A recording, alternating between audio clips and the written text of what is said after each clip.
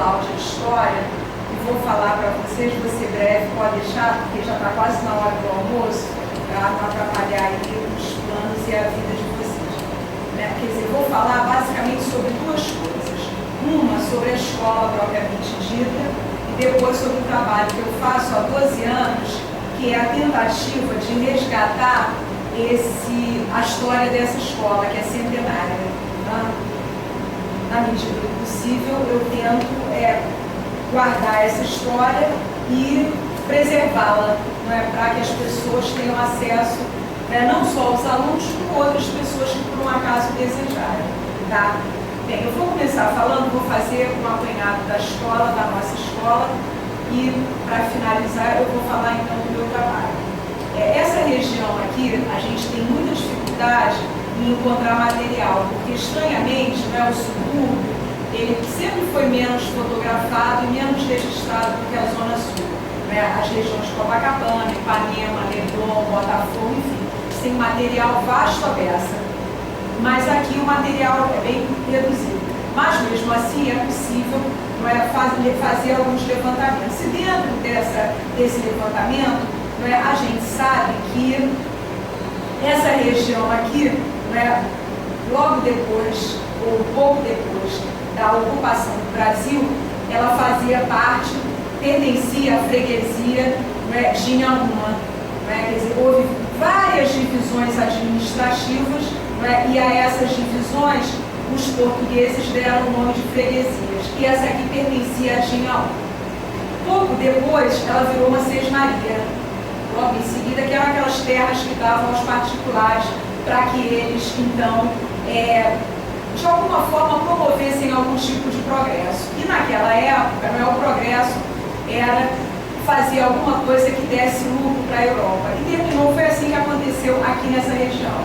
Havia uma fazenda chamada Fazenda da Bica, e nessa fazenda se produzia aquilo que era mais caro, mais apreciado pela Europa naquele momento, que era o açúcar. Então, na Fazenda da Bica, que era enorme, dentro onde está a nossa escola hoje, parte era a Fazenda da Bica, e aqui dentro a gente, os habitantes, enfim, o dono, produzia açúcar e aguardente, que é a cachaça, para exportar para Portugal.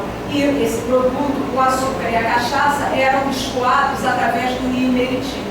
Então andava a beça até lá, o rio Meriti, que fica na Baixada Fluminense. E andava, até lá, porque ali era feito o escoamento. Essa situação só vai mudar aproximadamente em 1876, com a abertura da estrada de ferro. Aí vários imóveis foram desapropriados por conta da construção da estrada de ferro, e a Fazenda da Bica, por algum tempo depois, mais precisamente em 1899, ela vai virar uma escola. Por volta disso aí, ela começam a pensar na possibilidade de se colocar aqui uma escola. Mas aí pensa daqui, pensa dali, pensa daqui, pensa dali. A escola que terminou vindo para cá foi uma escola que foi fundada em 1899, a chamada Escola 15 de Novembro.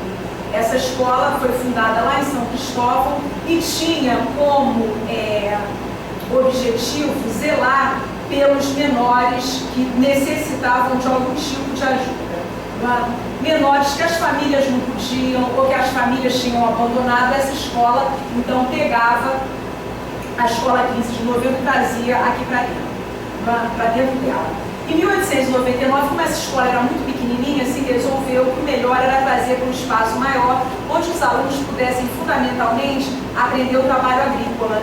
E aqui, a Fazenda da Bica foi escolhida como local para ser a nova sede da Escola 15 de Novembro. E aqui era uma fazenda, evidentemente, tem fotos desse momento da transição da fazenda para a escola, e como ela tinha tudo aquilo que uma fazenda tem, a casa grande, tinha uma área bastante vasta para os animais, havia várias e várias plantações, e acreditem, alguns corpos foram enterrados aqui. Por que isso? Não houve chacina, não houve assassinato, nada disso. Na verdade, até um certo período, na história aqui do Rio de Janeiro, os corpos eram enterrados nas proximidades das igrejas. Só que, claro, não tem igreja suficiente para enterrar tanta gente. Então as pessoas começaram, evidentemente, a enterrar os corpos daqueles que não conseguiam enterrar na igreja, enterrar nas áreas que fosse possível, onde fosse possível. E aqui na Escola 15, onde passou a funcionar a Escola 15, no período em que era a Fazenda da Bica, alguns corpos foram enterrados. Claro que hoje a gente não tem mais, evidentemente, como fazer levantamento do esqueleto, enfim. Mas alguns sepultamentos tiveram que ser aqui necessariamente. Tá? Bom, e aí, claro que a escola passou por algumas transformações por conta da adaptação. Era uma fazenda e passou a ser uma escola, ela vai passar por uma transformação. E aqui, como o espaço era muito grande, o número de internos aumentou a beça. Aquelas famílias muito pobres, que não tinham condição de criar os seus filhos, começaram a deixá-los aqui. Deixavam, alguns internos saíam no final de semana e outros a família nunca mais aparecia, nunca mais. Eu mesmo, quando uma vez houve uma festa aqui e veio um senhor e ele falou comigo, interessante, ali no portão, ele apontou o portão, foi a última vez que eu vi o meu pai. Ele me deixou aqui e disse que viria no final de semana para me pegar e nunca mais apareceu. Ele perdeu o contato, foi criado na Escola 15, depois, mas saiu quando estava rapaz, enfim, mas perdeu o contato com o pai, tá? E aí, por conta desse espaço físico ser muito grande, a escola terminou aumentando, como eu falei, o número de internos. E aí, já como Escola 15, efetivamente, e vai passar por uma grande reforma, a segunda reforma, dentro desse espaço físico, que foi nos anos 30. E aí tem a forma como vocês conhecem agora. Essa forma que nós temos da construção do espaço físico é dos anos 30. E a partir daí, dos anos 30, a escola ela toma um perfil que vai durar até a sua finalização na década de 90. Bom, depois dessa reforma, o governo federal ele fez uma modificação e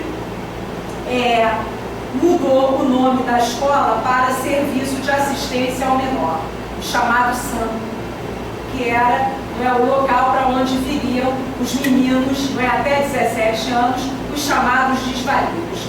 Pobre que a família abandonou, o sujeito que na verdade ele já de alguma forma passou por alguns problemas com a polícia, até porque às vezes os relatos são vários, a família não aguenta com um sujeito de 16, 15 anos e aí prefere internar.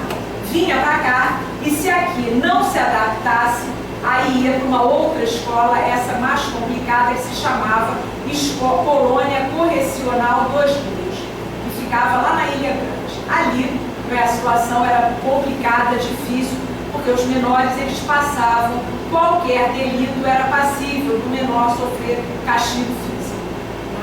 Então era mais complicado, as pessoas quando vinham para cá preferiam ficar por aqui do que ir lá para a escola correcional dos Rios. Só para vocês terem uma ideia, mesmo assim, mesmo com medo de sair e ir para essa escola dos Rios, que era temida pelos castigos físicos que impunham aos menores, eu não sei se vocês conhecem, essa turma de primeiro ano talvez não tenha tido ainda a oportunidade de ver.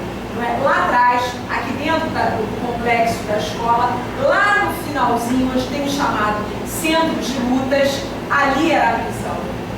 Ali era a prisão. Aquelas celas individuais que depois, posteriormente, essas celas passaram a abrigar atletas que vinham para competir aqui, enfim, dentro da FUNABEM, até a seleção brasileira de 70 pegou aqui. Era um espaço físico, aqui é absurdo. O campo era bem tratado, não era também como está hoje, então desgastado e sem conservação. Mas por conta disso, aqueles lugares que hoje são utilizados para os eventos esportivos, para o atleta vem, troca de roupa, toma um banho, aquilo ali era a prisão. Tanto que tem uma porta, se vocês olharem, tem uma porta de ferro que fecha, um ônibus entrava e ali soltava os menores infratores que iam para as celas devidas e que ficam lá atrás. Tá? Em 1941, com a chegada do SAM, isso aí continua e, lógico, cada vez superlotava mais de menores cujas famílias não tinham condição, enfim, não se sabia qual era a família. Tá? Bem,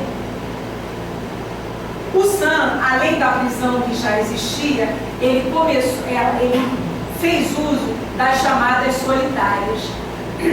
Essas solitárias são algumas, hoje em dia já passaram também por transformações, vocês sabem onde vocês ficam no Recreio. Tem um lugar ali chamado Titanic, esse todo mundo conhece. Se você sair da escola, lá na extrema direita tem umas salinhas que hoje guardam, enfim, móveis, material que não se usa mais. Aquelas ali eram as solitárias, os menores, os alunos da escola, que porventura cometessem alguma falta considerada grave, eles não iam para a prisão, que ficava lá atrás, não iam. O aluno daqui é o aluno daqui. Quem está preso lá atrás, está preso lá atrás.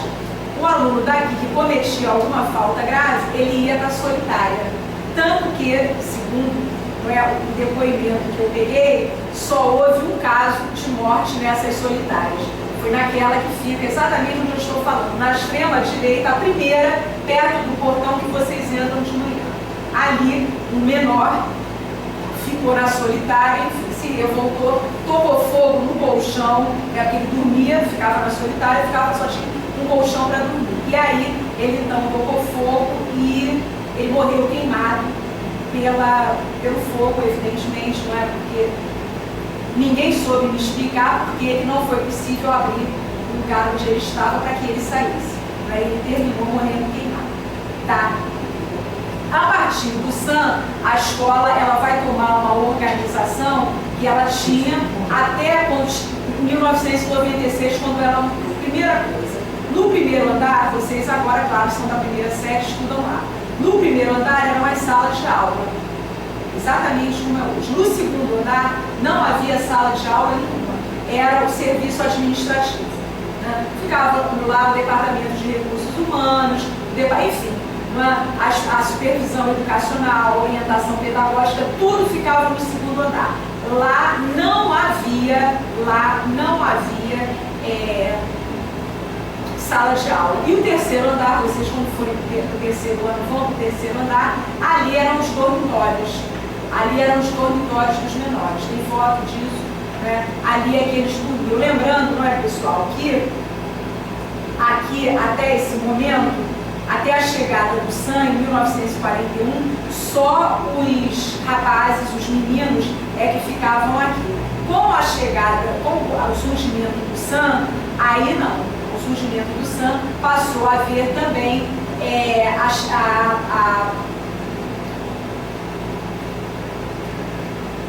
a presença de moças aqui. Elas ficavam lá atrás, uma áreazinha lá atrás, porque para que elas não ficassem, moças e rapazes, não ficassem juntos. Tá?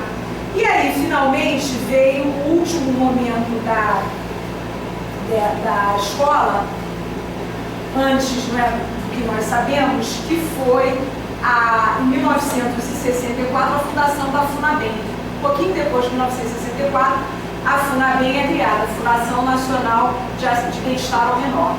O SAM terminou sendo extinto, a corrupção, o dinheiro que vinha para cá nunca chegava para os menores, a degradação do espaço físico era muito grande, e aí se resolveu que isso ia acabar. E aí mudou a sigla. O Serviço de Assistência ao Menor passou à Fundação Nacional de Bem-Estar do Menor. E houve, indiscutivelmente, uma melhora, os lugares, as salas, os corredores, os quartos, tudo melhorou, houve uma melhora expressiva. Quem trabalhou aqui fala isso abertamente, houve uma melhora. Mas, de qualquer maneira, não resolveu a questão do menor abandonado. Não resolveu. Você tinha um lugar onde você depositava o menor infrator, o menor abandonado, enfim. Mas, na prática, não resolve o problema crucial, que era como é que aquele indivíduo, o que aconteceu com aquele indivíduo, que fez com que ele viesse parar aqui. Tá? E aí, em 1990, o penúltimo momento antes da chegada da Escola República, que foi a Fundação Brasileira de Assistência ao Menor, que é a CBIA. Foi o último momento o governo federal assumiu e logo depois resolveu que essa questão do menor, cada estado que ficasse com o seu problema. Então o Rio deixou de existir a FUNABEM, a CBIA, e passaram a existir as chamadas FENs, Fundação Estadual de Assistência ao Menor, as chamadas FENs, que existem todas elas até hoje. Cada estado agora que assuma os seus menores infratores. E aí, nesse momento, é que como isso aqui foi pouco a pouco acabando, foi nesse contexto que, no final de 1995, o governo estadual assumiu aqui e implantou a chamada Escola República. Esse espaço aqui não pertence ao governo do estado. O governo do estado cede, o governo federal cede para o governo estadual, mas não pertence. A última sessão era por 10 anos, deve terminar daqui a uns 4 anos mais ou menos. Porque esse espaço aqui não pertence ao governo do estado, mas sim ao governo federal. O governo federal isso não vai abrir mão, até porque isso aqui é do tamanho de Copacabana, como é que alguém vai abrir mão de um troço desse tamanho? Ninguém vai abrir mão. Bem, e aí, quando nós chegamos aqui, era o chamado período de transição, da responsabilidade federal para a responsabilidade estadual, dos seus menores abandonados. E aí, quando eu cheguei aqui um dia, um auxiliar de serviços gerais, ele estava varrendo, aí tinha um monte de foto no chão, muita foto. Aí eu olhei, achei estranho aquilo, mas fui para a sala de aula. Quando eu saí, ele falou, a senhora estava, a senhora é professora de história? Eu falei, sou. Ele falou, sabe o que é? Mandaram jogar isso tudo fora. Eram fotos e fotos e fotos e fotos. Mandaram jogar isso tudo fora. E eu resolvi que eu ia dar para o professor de história, para não jogar fora. Aí eu fui e perguntei ao diretor, o diretor falou, olha, eu recebi ordem para jogar fora. Se você quiser levar para você. Aí eu e o auxiliar de serviços gerais catamos as fotos do lixo. Elas estavam todas no lixo. Eu catei, meti tudo dentro de um saco, levei para minha casa e limpei. E depois ele me falou, o auxiliar de serviços gerais, ele virou para mim e disse, professora, sabe por que eu guardei tudo isso? Não quis que jogasse fora? Porque o Fagner, claro que vocês nem devem conhecer o Fagner, o cantor, porque vocês são muito novos, talvez nem tenham ouvido falar do Fagner. Mas nessa época, o Fagner era um cantor conhecido e ele chegou a fazer um show aqui no teatro, que tem, vocês sabem, né, tem um chamado Teatro do Seio, que é o teatro que fica aqui dentro. Ele veio fazer um show para os internos e para os funcionários, e na época ainda da FUNABEM. Tem várias fotos, enfim, do show do Fagner. E aí, por causa do show do Fagner, ele guardou as fotos. E aí, a partir daí, eu comecei a fazer o trabalho. Durante muito tempo ficou na minha casa, porque ninguém queria, não, doa para algum lugar, guarda, não sei o que, pereré. Mas agora, finalmente, a gente tem esse espaço para poder guardar esse material, que nem não vale a pena jogar fora, já que esse espaço é centenário, e a gente tem tantos registros desses mais de 100 anos da história da escola. Tá bom? Só para falar uma coisa, vocês viram ali aquele busto dos meninos. Aquilo ali, durante muito tempo, a FUNABEM pensou na possibilidade de fazer um busto, naturalmente, tendo a presença dos seus internos. E aí resolveu fazer, e fez. O busto é aquele ali, são dois meninos, um negro e um branco, que eram internos aqui da FUNABEM. Um deles, o branco, morreu, né? Ele se envolveu com o crime, terminou sendo assassinado. O negro está vivo até hoje, né? Está com idade, muita idade, mas ele ainda está vivo até hoje. Então o busto está ali, não é que é ainda, não é, a memória viva dessa instituição, e a gente pretende continuar fazendo, enfim, o trabalho no sentido de resgatar a memória da escola por conta dela ter já tanto tempo, ter sido palco de tantos momentos diferentes da história da educação aqui no Rio e no Brasil também.